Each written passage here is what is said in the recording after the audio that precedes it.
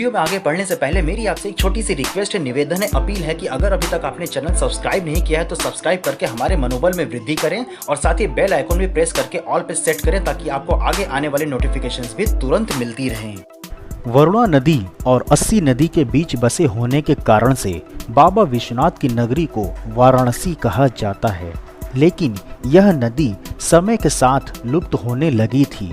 लोग दोनों किनारे से नदी को पाट कर कब्जा करने में लगे हुए थे। 2001 में प्रथम इसके संरक्षण की बात उठी थी। फिर 2007 में बसपा की सरकार में 17 करोड़ रुपए मिले, लेकिन कोई भी काम शुरू नहीं होने की वजह से पैसे वापस चले गए। तत्पश्चात फरवरी 2016 में सामाजिक संगठनों ने लुप्त होती वरुणा नदी की व्यथा आदि को गंभीरता से उठाया। तब तत्कालीन कमिश्नर नितिन रमेश गोकर्ण की पहल पर कैंटोनमेंट के इमिलिया घाट से लेकर सराय मोहाना तक नदी में ड्रेजिंग शुरू कर दी गई।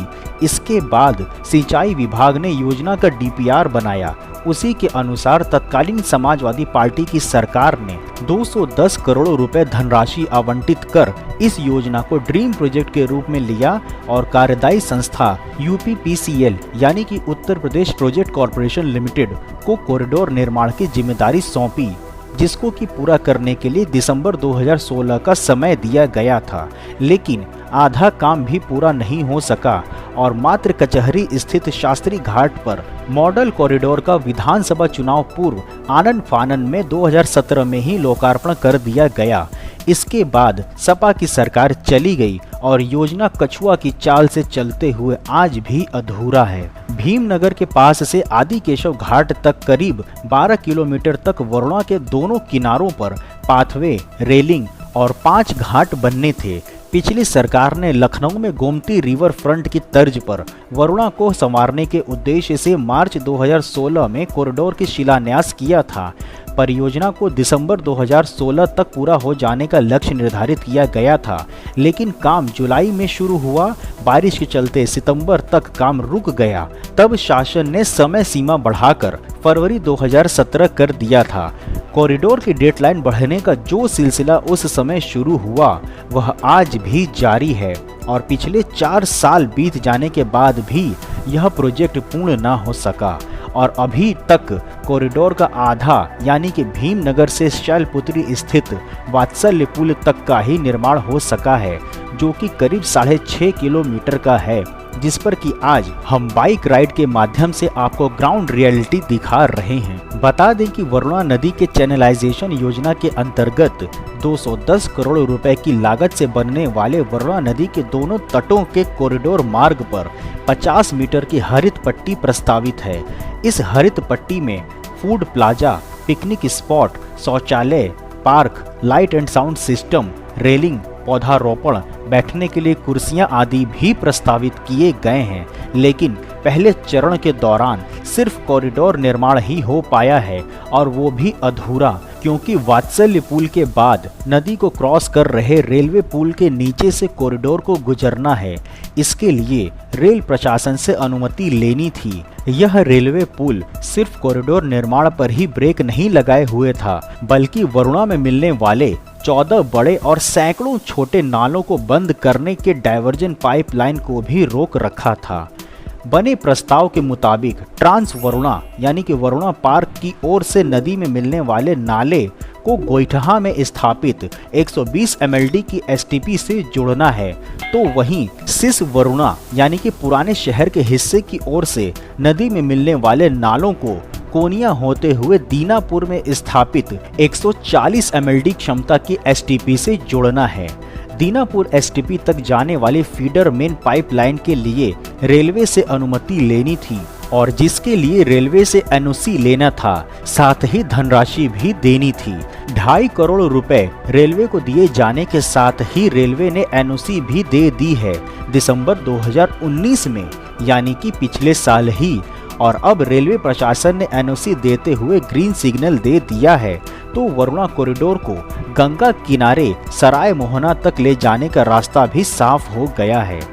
पिछले साल दिसंबर में ही वाराणसी कमिश्नर दीपक अग्रवाल, नगर आयुक्त गौरांग राठी सहित कई अन्य विभागीय अधिकारियों ने बाइक से स्वयं वरुणा कॉरिडोर का निरीक्षण किया था।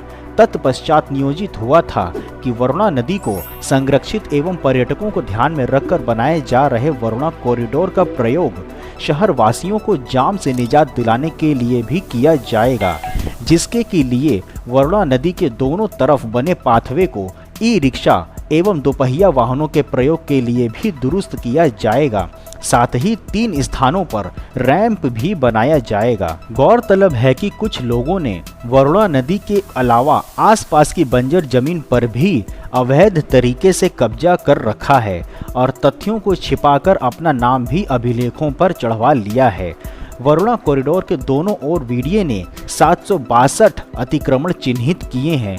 इनमें 14 बड़े होटल और भवन भी शामिल हैं, लेकिन महज दर्जन भर ही अतिक्रमण हटाए जा सके।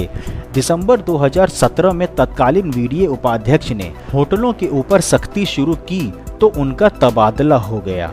उपेक्षित कार्य नहीं होने पर योगी आदित्यनाथ की सरकार ने मुख्य अभियंता और 2 इंजीनियरों को भी सस्पेंड कर दिया था। इस पर वाराणसी मंडलायुक्त ने वरुणा नदी का फिर से सीमांकन करने के साथ ही आसपास की बंजर जमीन को एसडीएम सदर को चिन्हित करने का निर्देश दिया है। जिन्होंने पहले से ही वरुणा नदी पर कब्जा कर रखा है, उन्हें नोटिस जारी करने को भी कहा है, जिसके बाद कब्जा खाली कराने के लिए कार्रवाई शुरू की जा सके। ध्यान देने वाली बात यह है कि वरुणा कॉरिडोर का जो प्रोजेक्ट बना है उसमें गर्मी के दिनों में भी नदी का पेटा को लबालब भरे रखने का खाका खींचा जा चुका है। इसके लिए गोइठा एसटीपी से प्रतिदिन 60 MLD पानी नदी में प्रतिदिन छोड़ा जाएगा। इसके लिए वरुणा पार में बिछाई गई स्टॉर्म वाटर ड्रेनेज सिस्टम का सहारा लिया जाएगा। मीरापुर बसही तक स्टॉर्म वाटर ड्रेनेज सिस्टम की पाइपलाइन तैयार कर ली गई है। बस गोइठा से लम्ही होते हुए एक पाइपलाइन बिछाई जानी शेष है, जिसके बाद एसटीपी से शोधित पानी भीमनगर के पास वरुणा नदी में छोड़ा जाएगा, जिसके बाद लबालब भरी रहेगी वरुणा नदी, जैसा कि लखनऊ में गोमती नदी है या फिर अहमदाबाद में साबरमती नदी का पानी।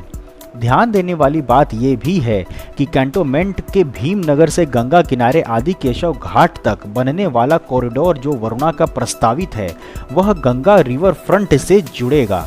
काशी स्टेशन पर इंटर मॉडल स्टेशन प्रोजेक्ट के तहत 80 से राजघाट के बीच गंगा रिवर फ्रंट बनना है। उसके बाद खिड़किया घाट पर फेरी सर्विस के लिए स्टेशन बनना है, जिसका विस्तार आदि केशव घाट तक होगा। तब Varuna corridor Ganga river front से जुड़ जाएगा। फिलहाल देखा जाए तो मियाद पर मियाद बीत गई, लेकिन वरुणा कॉरिडोर का कार्य पूर्ण नहीं हो सका है। यही वजह है कि इसी साल 16 फरवरी को यहां आए प्रधानमंत्री नरेंद्र मोदी के हाथों से वरुणा कॉरिडोर का लोकार्पित करने की योजना को भी अंतिम क्षण में लोकार्पण की सूची से बाहर कर दिया गया था। ऐसे देखा जाए तो इस योजना पर लगा ग्रहण पिछले 4 वर्ष से छटने का नाम नहीं ले रहा है। धरातल पर यह योजना की प्रगति देखने से यही प्रतीत होता है कि आगामी 1 वर्ष में भी यह प्रोजेक्ट पूरा हो जाए तो एक बड़ी उपलब्धि होगी। दोस्तों, वीडियो के विषय में यदि कोई सुझाव हो तो मुझे कमेंट सेक्शन में लिख के जरूर बताइएगा, और अगर वीडियो में दी गई जानकारी एवं सूचनाएं आपको पसंद आए तो वीडियो को लाइक एवं शेयर करना मत भूलिएगा। और अगर अभी तक आपने चैनल सब्सक्राइब नहीं किया है या फिर नए दर्शक हैं तो चैनल को सब्सक्राइब कर हमारे मनोबल में वृद्धि जरूर करें। इसी के साथ आपसे मिलेंगे हम नेक्स्ट वीडियो में नई जानकारी के साथ। तब तक के लिए जय हिंद, हर हर महादेव।